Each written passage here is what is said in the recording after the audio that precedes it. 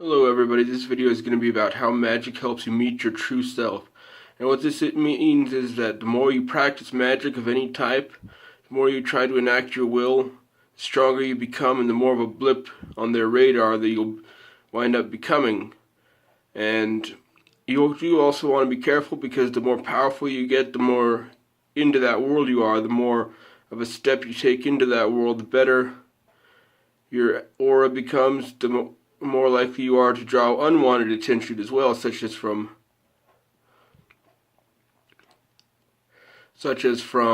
astral parasites, enemy sorcerers, but you might also make some friends by powering up.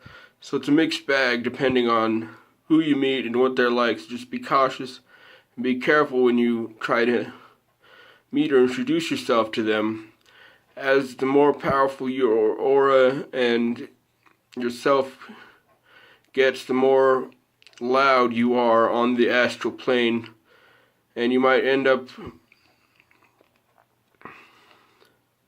encountering anything from demons to angels to all sorts of stuff. It all depends on where you put your brain and what you're attracting to you.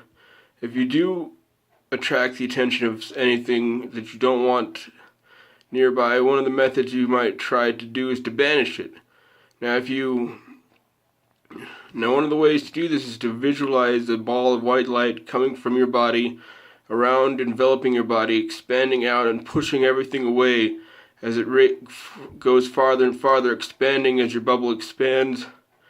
Your shield of energy expands, you'll be pushing them out, and this might also banish some friendly entities too, so you might want to be careful with that, as you might also need to let them into your shields. Now, shielding is another great thing you can do with visualization, just by imagining that energy bubble. Instead of pushing everything away, once it becomes a sphere around you, solidify it into place by intending it and willing that it be solidified, and possibly by snapping your fingers, which acts as acts as a period to end the sentence of what you're doing astrally, because it jolts your brain and it causes any energies you have going on at the time to disperse rather than to gather.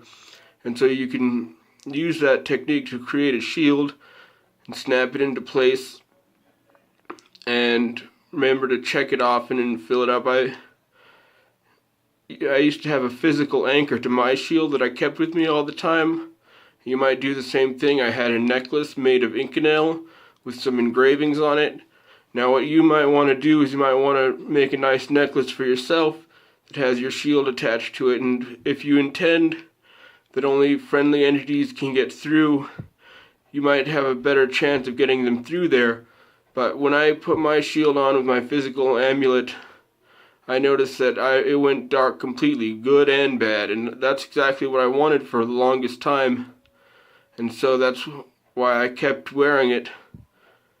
And another thing about how magic helps meet your true self is that anything you do, you are subconsciously heading towards your goal of becoming more powerful, becoming stronger, and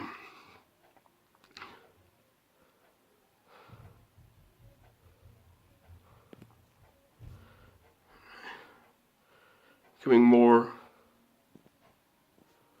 aware.